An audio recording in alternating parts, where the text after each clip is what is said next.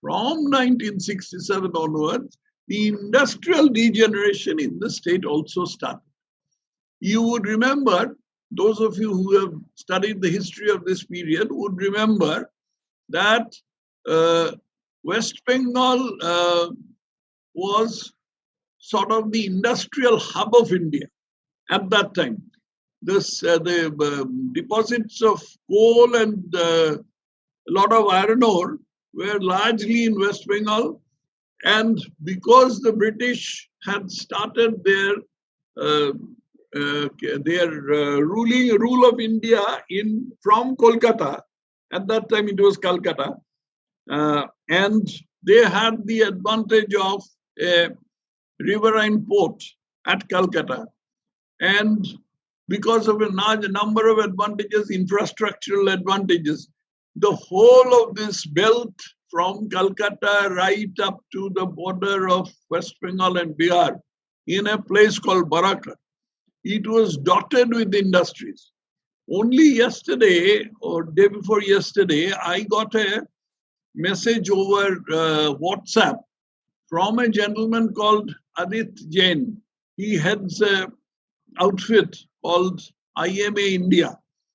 He had grown up in a place called Kumardhubi, which is in Bihar, just outside the West Bengal border. And he said that at that time, if one drove along the Grand Trunk Road, which is now the National Highway number 2, from Kumardhubi to Calcutta, one would see hundreds of factories, literally hundreds of factories. There were this Indian Iron and Steel Company's cast iron works in Kulti. There was a Kerou's distillery. Then there were these collieries in the entire Asansol belt, Asansol Raniganj belt. There was Hindustan Pilkington, there was Centrale, there were so many things. Then into Durgapur, there was mining and allied machinery. There was the steel plant. All these factories were there. Now, what happened is that in 1967, in that United Front Ministry, there was a small constituent called the Socialist Unity Center of India. This party is practically not known outside West Bengal. In fact, in West Bengal also, they have dwindled to a very small number. But this party had a representative in the cabinet whose name was Subodh Banerjee. Subodh Banerjee was the labor minister, and he gave a dictum that Gherao, which literally means surrounding people, surrounding or besieging, Gherao is perfectly legal. If somebody is gherawing some industrialist, then the police will not go and interfere. Now, this thing was lapped up by all the union leaders at that time. The union leaders were largely left-oriented. There were some Congress leaders also, INTUC, but they also gravitated to the left. And this thing was lapped up, and then this Gherao started. Gheraos, I have myself experienced a Gherao because at that time I was a very young engineer officer in the Indian Railways, and I had myself faced Gherao, and I know what a tormenting experience it was.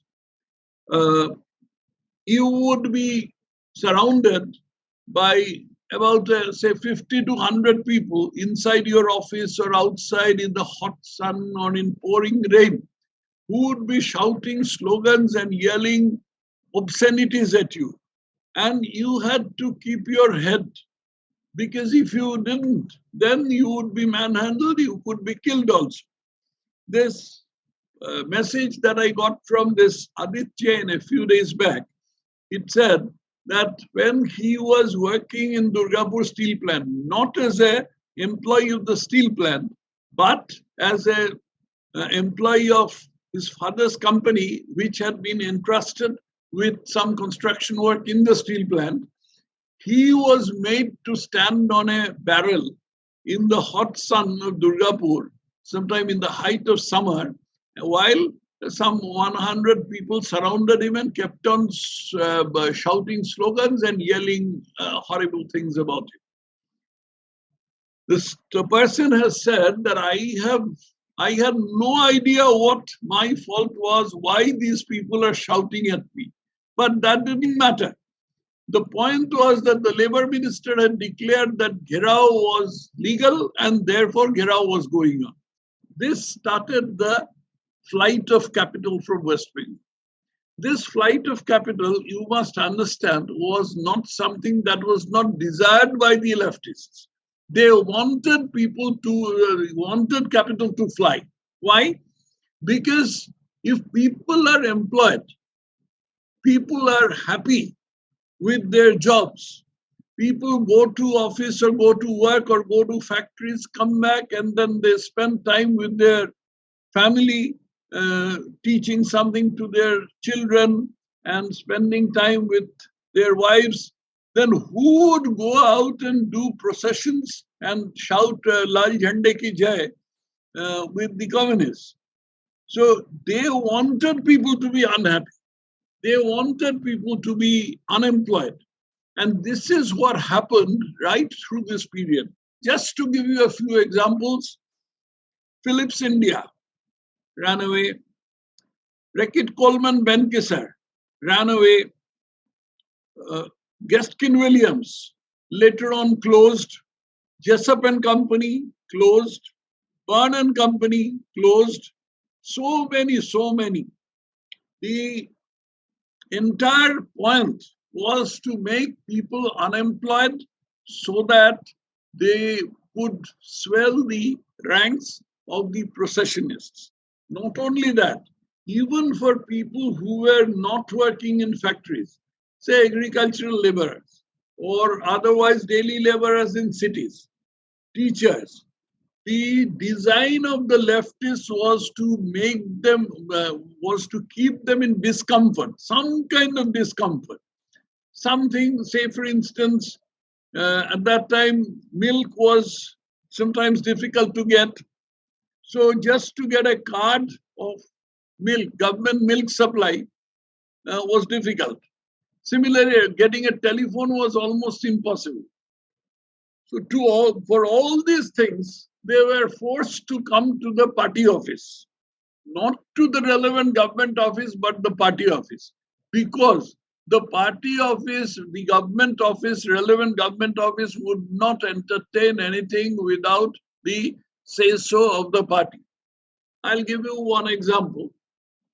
Say, for instance, this was a very common experience in villages or smaller towns, not so much in Calcutta. Say, for instance, in a hospital, all hospitals were overcrowded. So in a hospital, you had two intending patients who wanted admission. Say one was suffering from cancer and the other one was suffering from some trifling ailment, say common cold or some bronchitis or something like that. Who would be admitted would not depend on how bad his need was. Who would be admitted would depend on who he has been recommended by. I have seen things in my own university. You know, I taught in Jadavpur University, which is one of the premier universities in the eastern part of India. Supposing, this is a hypothetical example, but I have seen similar examples. Supposing a professor is to be appointed in a department. Now, the essential qualifications of a professor are laid down by the University Grants Commission, UGC. But two things the university can dictate, that is, one is the desirable qualification and the second is the specialization. So supposing in the physics department, their possible specializations are quantum mechanics and solid state physics. Now, which specialization would be mentioned in the advertisement? It would depend on if you stipulate solid state physics, then who would be applying and who have they been recommended by? On the other hand, if you stipulate quantum mechanics, then who would be coming? Depending on this, the entire advertisement would be manipulated. And this is how the entire system functioned. This is what was encapsulated in one word that this man said, Anil Biswas, that there is nothing outside politics. Rajnitir baire kichu hoy na. This was the extent to which this thing has been corrupted. Industries just went on vanishing from the state, one after another, one after another. We went to, at that time, I was a very young man. I wasn't in politics. I was a simple engineer. Everything seemed very odd to me. So I asked some people who had leftist tendencies. So I asked them that all these industries are running away. What will our people do? Where will they get employment? He said, "Arey bhag ke jayega kahan? Sab laal ho jayega. Every place will go communist."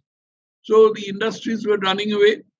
The educational institutions were being corrupted. The government services, the administration, the police, they were all being politicized.